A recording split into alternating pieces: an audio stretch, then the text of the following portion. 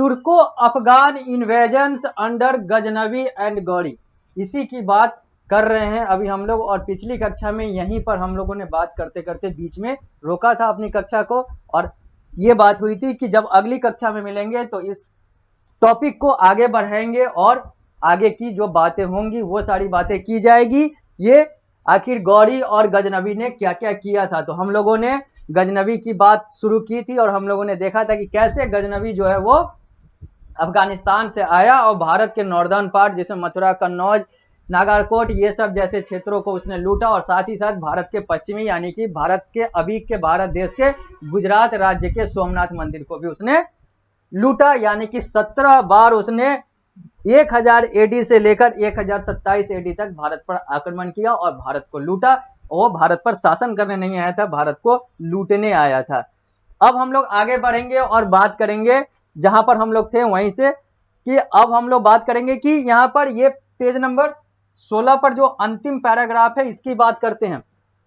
He even occupied Punjab and Multan, उसने पंजाब और मुल्तान पर भी अपना जो है प्रभुत्व या फिर कहें तो अपने आप को वहां पर भी उसने स्थापित किया, यानी कि उसको भी अपने कब्जे में ले लिया। यानी कि पंजाब और मुल्तान अभी के पाकिस्तान देश में है और पंजाब अभी के कुछ हिस्सा जो है वो भारत में है और कुछ हिस्सा जो है, कम हिस्सा जो है भारत में है, ज्यादा हिस्सा जो है वो पाकिस्तान में। यानी कि पंजाब जो है भारत और पाकिस्तान दोनों में है, अभी मुल्तान जो है वो पाकिस्तान में है। तो वही कहा जा रहा है कि ये जो महमूद गजनवी जो आया था वो इन सारे जगहों पर नागरकोट, थानेश्वर, मथुरा, कन्नौज और या फिर कहें तो सोमनाथ मंदिर, इन सारे चीजों को तो अपने कंट्रोल में लिया ही, अपने नियंत्रण में लिया ही। इसने पंजाब और मुल्तान को भी ऑक्युपाई कर लिया था अपने समय में।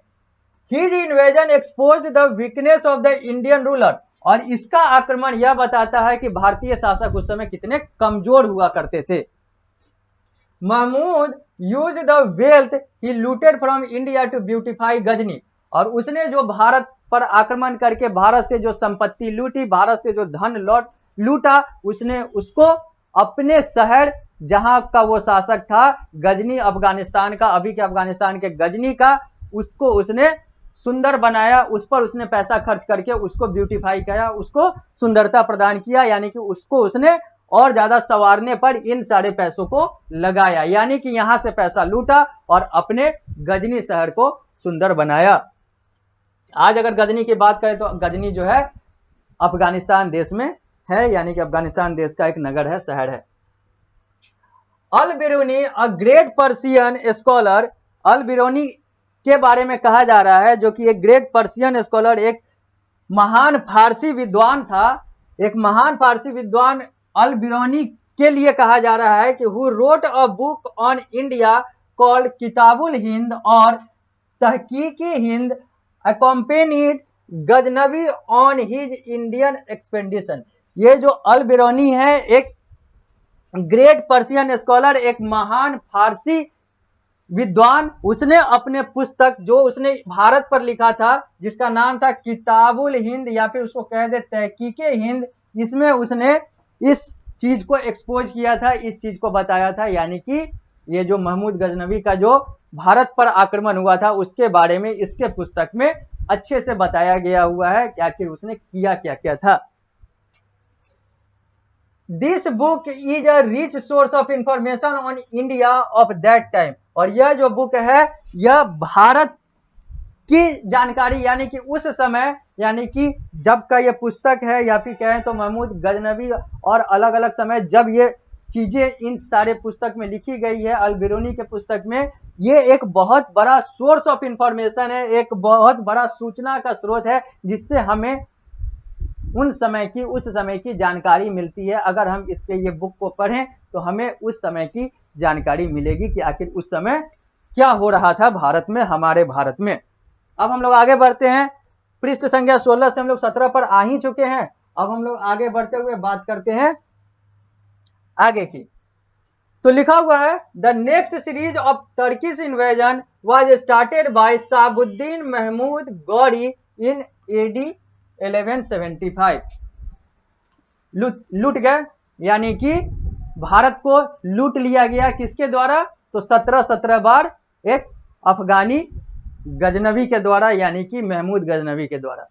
वो ले गया पैसा, अब आए दूसरे लूटने, क्योंकि भारत तो सोने की चिड़िया थी, अब लूटना तो है।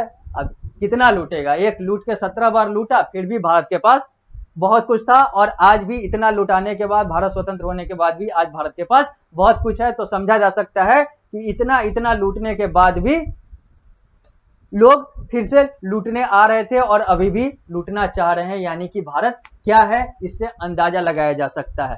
तो यही चीज कहा जा रहा है कि अफगान वाला गजनवी लूट कर चला गया। अब बारी आई 1175 एडी 1175 ईस्वी में किसकी? तो एक तुर्क शासक या फिर एक तुर्क आक्रांता जिसका नाम मोहम्मद गौरी या फिर कहें तो शहाबुद्दीन मोहम्मद गौरी था। अब इसने भारत पर आक्रमण किया। एक पहले अफगान आक्रांता, अब तुर्क आक्रांता ने भारत पर आक्रमण किया। ये सन है 1175 की बात। यह बात है 1175 सन की, शहाबुद्दीन मोहम्मद गौरी की। He defeated Prithviraj Chauhan in the second battle of Tarain AD 1192 which laid the foundation of Sultanate rule in India। और इसने, शहाबुद्दीन मोहम्मद गौरी ने भारत के एक महान शासक जिसकी बात हम लोगों ने पहले भी की थी, चौहान डायनेस्टी की बात की थी, चौहान कुल की बात की थी, चौहान क्लैन की बात की थी, जहां पर हम लोगों ने देखा था कि उसका एक महान शासक, उस वंश का, उस कुल का एक महान शासक जो थे वो पृथ्वीराज चौहान थे। और पृथ्वीराज चौहान को इसने, यानी कि शहाबुद्दीन मोहम्मद गौरी ने वर्ष 1192 में एक युद्ध में हराया था। उस युद्ध का नाम है सेकेंड बैटल ऑफ तराइन। और इसके बाद, इस जीत के बाद मोहम्मद गौरी ने भारत में सुल्तान रूल को स्थापित किया, यानी कि भारत में सल्तनत की स्थापना हुई। Unlike Mahmud Ghaznavi who came to India only to plunder and acquire wealth, Gauri wanted to establish an empire in India। जैसा हम लोगों ने महमूद गजनवी के बारे में देखा था कि उसका कोई ध्येय नहीं था, लक्ष्य नहीं था, कोई एम नहीं था कि वो भारत में रूल करे। वो अपना पैसा लूट गया 17 बार और अपने शहर को, अपने जगह को बनाया। लेकिन ये वैसा नहीं था। ये यानी कि महमूद गौरी, इसने भारत पर आक्रमण किया और भारत पर शासन करने का भी इसका प्लान था, लक्ष्य था, और इसने भारत पर शासन किया भी। यानी कि वो सिर्फ लूट कर गया, ये जो है ये लूटा भी और भारत पर अपने आप को शासित भी किया, अपने आप को शासक भी बनाया। यानी कि भारत के कुछ क्षेत्र को इसने नियंत्रित भी किया। अब हम लोग बात करेंगे इंपैक्ट ऑफ द इन्वेजन। आखिर ये जो आक्रमण हुआ, ये सारी जो बाहर की शक्तियां जो भारत पर आक्रमण करके भारत को लूटी, भारत को शासित की, अब इसका असर क्या पड़ा, इसका फल क्या मिला, या फिर इसके इंपैक्ट क्या पड़े, अब इसकी बात करेंगे। पहले यह चित्र की बात कर लेते हैं, यह चित्र देख लेते हैं। Area overrun by Mahmud Ghaznavi. Mahmud Ghaznavi के द्वारा कौन कौन से क्षेत्रों पर हमला किया गया था वो इस चित्र के माध्यम से आप देख सकते हैं। जहां पर थानेश्वर है, दिल्ली है, मथुरा है, आगरा है, अजमेर है, मुल्तान है, सिंध है, कांधार, ये सब तो अभी अफगानिस्तान का है ही। ये सारे जो क्षेत्र हैं, यहां तक इसने अपने आप को आगे बढ़ाया और यहां तक इसने आक्रमण करके भारत को लूटा। यानी कि ये 17 बार के आक्रमण में ये सारे जगहों को इसने लूटा। अब हम लोग आगे बढ़ेंगे। ये महमूद गजनवी ऑफ गजनी का जो है ये 1001 से 1025 तक का है, जो 17 बार इसने भारत पर आक्रमण करके लूटा इसी दौरान। अब हम लोग बात करेंगे इंपैक्ट ऑफ द इन्वेजन की। आखिर इस इन्वेजन का क्या असर पड़ा, ये जो गौरी गजनवी ये सब जो आया उसका क्या असर पड़ा भारत पर, हमारे देश पर। तो these wars led to the collision and intermingling of the culture as had happened in the past with the coming of the Hunaz and Kusan। यहां पर क्या कहा जा रहा है कि इसका असर यह पड़ा कि ये जो बाहर के आक्रांता है, ये जो बाहर के आक्रांता थे, इनका अलग कल्चर था, इनका अलग रीति रिवाज था, इनका अपना अलग जीवन जीने का तरीका था, इनका अलग धर्म था जो भारत के धर्म से मैच नहीं करता था। ये लोग इस्लामिक रिलीजन को फॉलो करते थे, जबकि भारत का ये जो क्षेत्र था जहां पर ये आक्रमण किए, ये हिंदुइज्म को, यानी कि ये हिंदू धर्म वाला क्षेत्र था, ये लोग मुस्लिम धर्म के थे। तो इसका असर ये पड़ा कि ये लोग जब भारत पर आक्रमण किए या फिर भारत को लूटे या फिर भारत पर शासन किए, तो इसका असर यह पड़ा कि यहाँ पर कल्चर, यहाँ पर जो सभ्यता, यहाँ पर जो रीति रिवाज है वो भी मिक्स हो गई, क्योंकि इन लोग का अलग था, ये लोग आए, अब ये लोग भी यहाँ पर रहने लगे, इन लोगों ने भी अपने शासन को फैलाया, इन लोगों ने भी वो सारी चीजें हुई, तो यहाँ पर जो दो धर्म है वो आपस में मिला, दो धर्म के लोग आपस में मिले, जिसके कारण से अलग अलग धर्म के अलग अलग रीति रिवाज का यहाँ पर मिक्सचर हो गया, यहाँ पर मिश्रण हो गया। जैसा कि हम लोगों ने पास्ट में हुनाज और कुषाण वंश के समय देखा था कि उस समय भी ये सारी चीजें हुई थी, as had happened in the past with the coming of the Hunas and Kushanas, जैसा कि पहले हुनाज और कुषाणाज के समय में हुआ था, यही सारी चीजें इस समय भी हो गई। यानी कि ये जो इन्वेजन हुआ उसके बाद धार्मिक जो गठजोड़ हुआ उससे बहुत सारे कल्चरल मिक्स हो गए, उससे बहुत सारे रीति रिवाज आपस में मिश्रित हो गए लोगों के। The religious culture prevailing in India at that time consisted of idol worship and elaborate rituals। उस समय जो रिलीजियस कल्चर जो भारत में चल रहा था वो था मूर्ति पूजन का, और जो अलग अलग रीति रिवाज है, अलग अलग तरह के रीति रिवाज है उसको फॉलो करने का, क्योंकि हिंदुइज्म की बात हो रही थी, क्योंकि यहाँ पर हिंदू बहुल क्षेत्र था, हिंदू धर्म को फॉलो करने वाली बात थी, और हिंदू धर्म जो है वो बहु ईश्वरवादी यानी कि मल्टीपल गॉड सिस्टम को मानता है। तो इसके कारण से यहाँ पर चाहे वो आइडल वर्शिप की बात हो या फिर अलग अलग रिचुअल्स की बात हो, ये सारी चीजों को की बात थी उस समय, और इन लोगों का उस समय आक्रमण हुआ। On the other hand these invaders were follower of Islam. जबकि दूसरे तरफ अगर हम लोग बात करें तो ये जो था, चाहे वो गजनबी था, चाहे वो गौरी था, चाहे वो अफगान वाला था, चाहे वो तुर्क वाला था, ये सब जो है ये इस्लामिक धर्म का था, यानी कि ये सब जो है ये मुस्लिम रीति रिवाज को फॉलो करने वाला व्यक्ति था।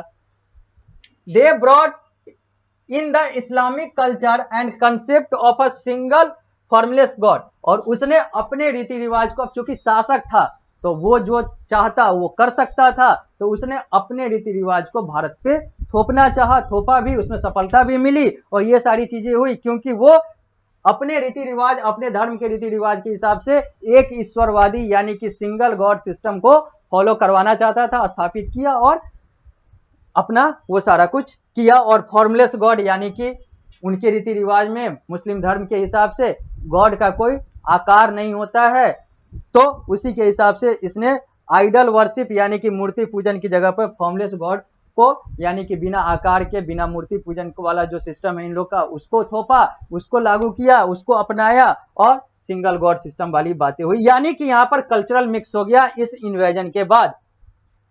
The blending of these two cultures and their tradition and customs form what is Indian culture today. और यही सारा जो मिक्स हो गया ना, यही आज दिखता है हमारे भारत में। आज हमारा जो भारत लगभग दुनिया के, या फिर कहें तो दुनिया का जितना भी धर्म है उसमें से सारे धर्म जो हैं वो इकलौता एक ही देश है। दुनिया के 200 लगभग 200 देश जो हैं उसमें से भारत एकमात्र ऐसा देश है जहां पर सारे धर्म के लोग कुछ न तो कुछ संख्या में रहते हैं। बाकी ऐसा कोई भी देश नहीं है जो सारे धर्म को रखता हो, यानी कि बहुत सारे ऐसे देश है जहां पर कोई धर्म रहता है, कोई धर्म नहीं रहता है। कुछ कुछ ऐसे देश है जहां पर 1 2 3 धर्म के अलावा बाकी धर्म को रहने की छूट ही नहीं मिल पाती है, या फिर स्वतंत्रता ही नहीं मिल पाता है। उस पर हम लोग अलग से बात करेंगे जब वो टॉपिक आएगा। तो यहां पर यही कहा जा रहा है कि इस इन्वेजन के बाद, इस तुर्क अफगान इन्वेजन के बाद, इस गौरी और गजनवी के आक्रमण के बाद भारत में कल्चरल मिक्स हो गया, भारत में रिलीजियस मिक्स हो गया, और आज का भारत जो तथाकथित रूप से सेकुलर बना हुआ है, धर्मनिरपेक्ष बना हुआ है, यह इसी का नतीजा है, इसी का असर है, इसी का फल है कि आज हम लोग इस भारत में है जहां पर बहुत सारे धर्म और अलग अलग धर्म जो हैं इसके अपने प्लस पॉइंट भी है, इसके अपने माइनस पॉइंट भी है। उन सारी चीजों पर हम लोग अलग से बात करेंगे जब यह टॉपिक होगा। तो अभी हम लोग यही बात करेंगे कि आज जो हमारा भारत रिलीजियस मिक्स और कल्चरल मिक्स के दौर में है या फिर हमेशा से रहा है, वो इसी समय से इसकी शुरुआत हुई थी। अब हम लोग बात करेंगे आगे बढ़ते हुए, इन्वेजन की तो बात हो गई, अब हम लोग बात करेंगे चोलाज के बारे में एक केस स्टडी के तौर पे, यानी कि चोलाज के बारे में, चोल वंश के बारे में हम लोग एक केस स्टडी देखेंगे। लेकिन इसको हम लोग अगली कक्षा में करेंगे, इसकी शुरुआत हम लोग अगली कक्षा में करेंगे। इस कक्षा को यहीं पर रोकते हैं, मिलते हैं अगली कक्षा में। तो द चोलाज केस स्टडी और आगे की बात की जाएगी। अभी हम लोग पृष्ठ संख्या 17 पे हैं, अगली कक्षा में भी हम लोग इसी पृष्ठ संख्या से शुरू करेंगे। तो इस कक्षा को देते हैं यहीं पर विराम, तब तक के लिए धन्यवाद।